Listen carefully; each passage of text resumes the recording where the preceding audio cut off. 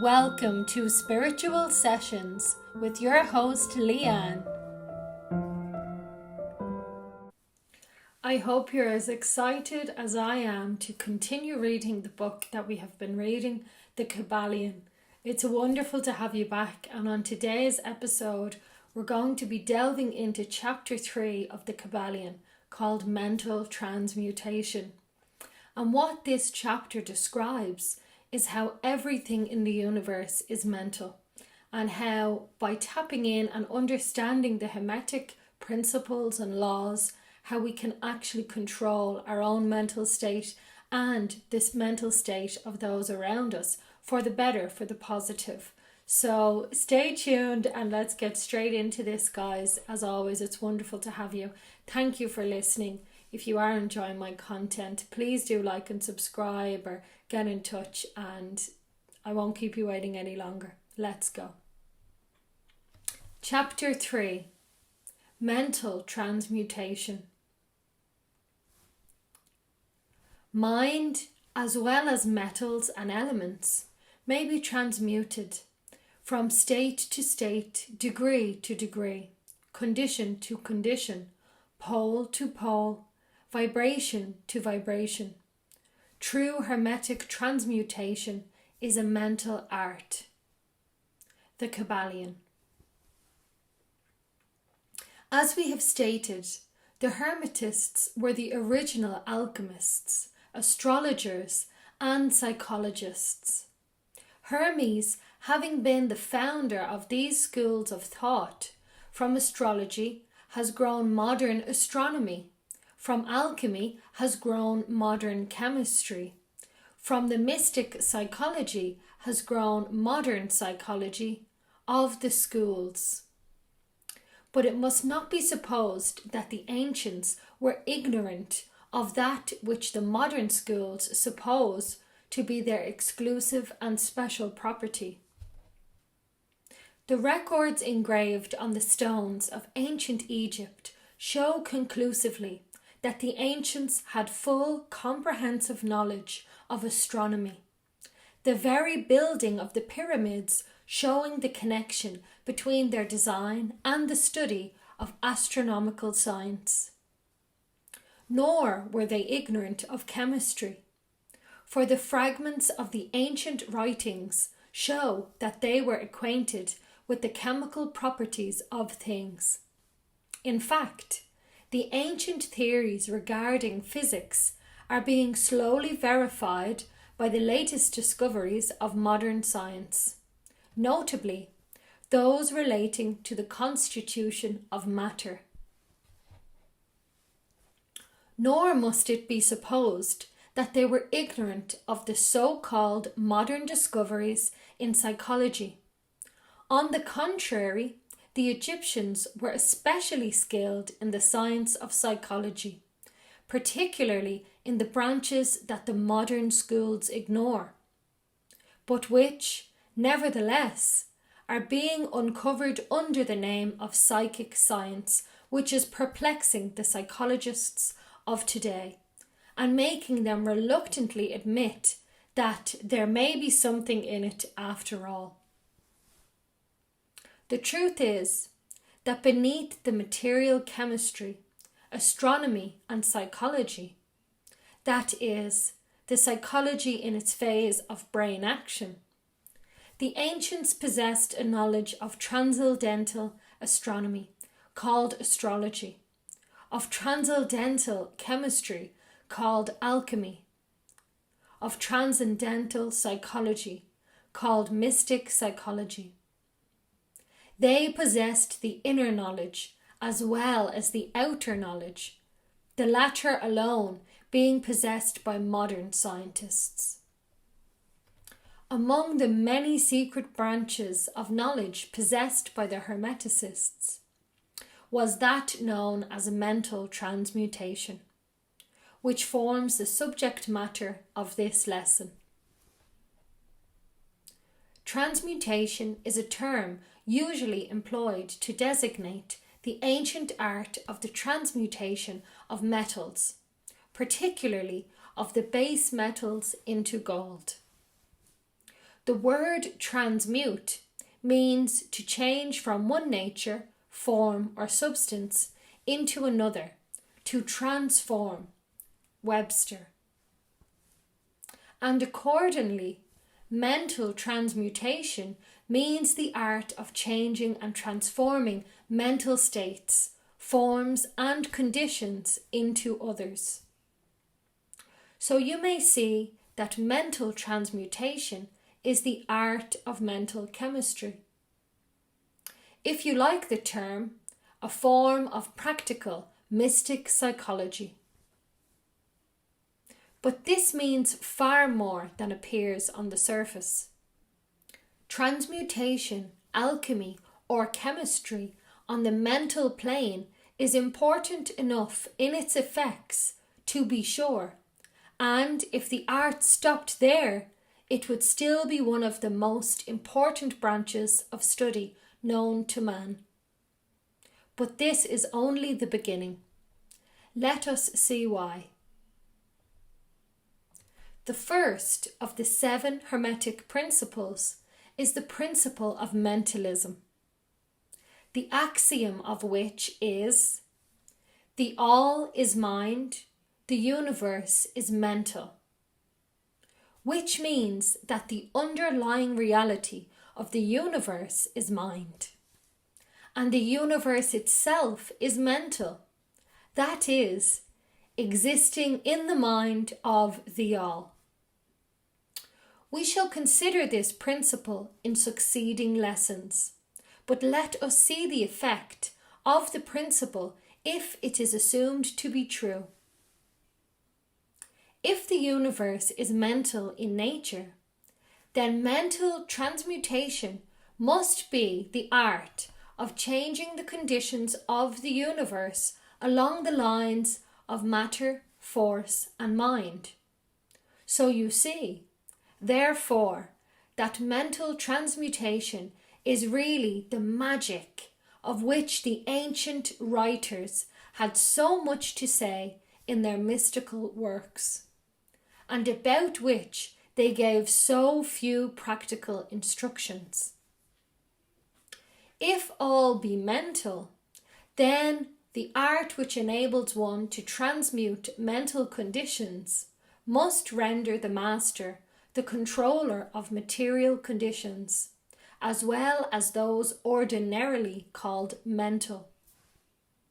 As a matter of fact, none but advanced mental alchemists have been able to attain the degree of power necessary to control the grosser physical conditions, such as the control of the elements of nature, the production or cessation of tempests, the production and cessation of earthquakes, and other great physical phenomena.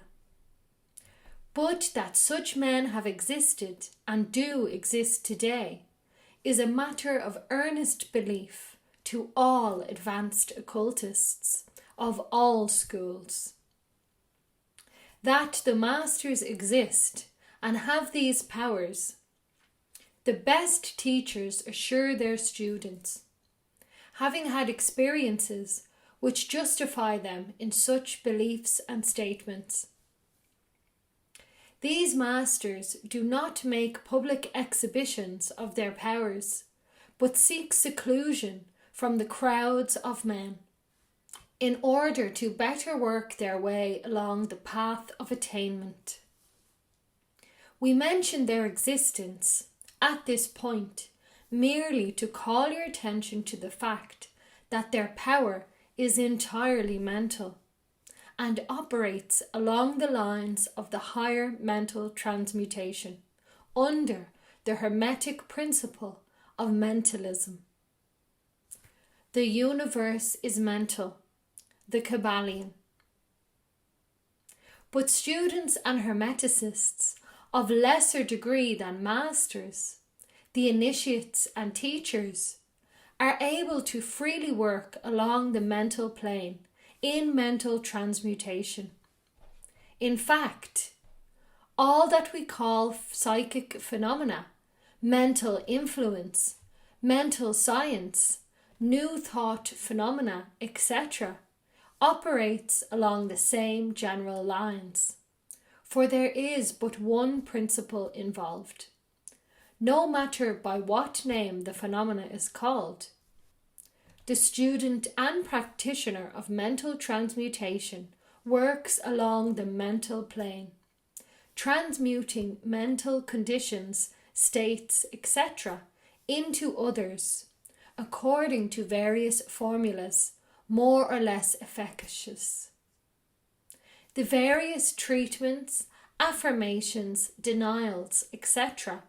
of the schools of mental science are but formulas, often quite imperfect and unscientific, of the Hermetic art.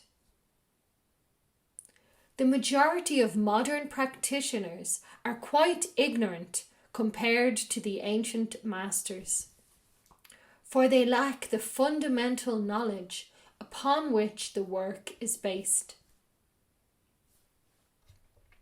Not only may the mental states, etc., of oneself be changed or transmuted by Hermetic principles, but also the states of others may be and are constantly transmuted in the same way, usually unconsciously, but often consciously, by some understanding the laws and principles.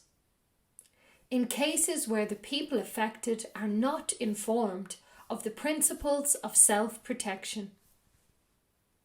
And more than this, as many students and practitioners of modern mental science know, every material condition depending upon the minds of other people may be changed or transmuted in accordance with the earnest desire, will, and treatments of person desiring changed conditions of life.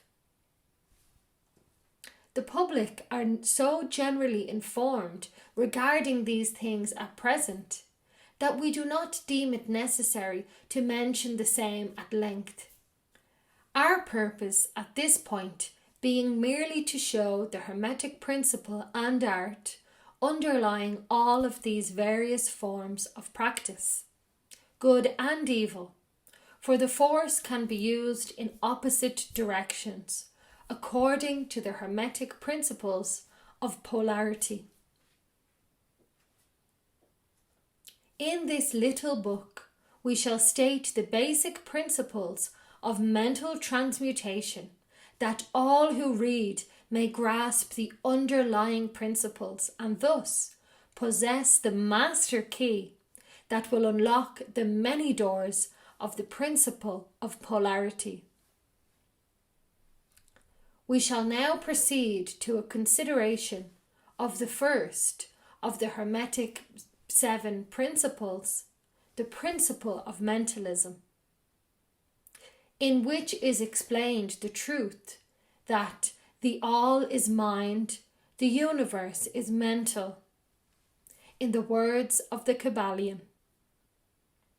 We ask the close attention and careful study of this great principle on the part of our students, for it is really the basic principle of the whole Hermetic philosophy and of the Hermetic art of mental transmutation.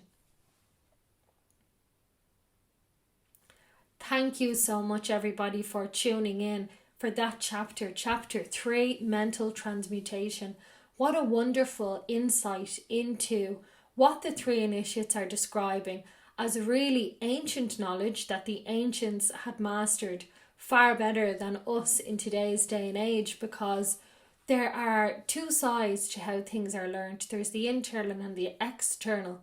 And at the moment in our sciences, we are only focused on the external in their words. Whereas there's also the internal portion, how these things are actually carried out in the body or with the mind or in your own being. You know, we have a lot of power within ourselves. And if we're not using that in conjunction with the external, then really we're missing half of the picture. So they go on to explain that this law, the law of mental transmutation, is the basis for the 7 Hermetic principles. And they're going to expand on this in the next chapter where we go into the all. So please do stay tuned for that. As always, it's been an absolute pleasure, and speak to you soon, guys. Have a wonderful day. Peace. Thank you so much for watching. It's my absolute pleasure to discuss these topics with you. And if you've enjoyed today's show, please do like, comment, subscribe, and get in touch. Let me know what you like and what you'd like me to discuss next. Peace, love, and light, guys. Go out there and shine your light. Love you all.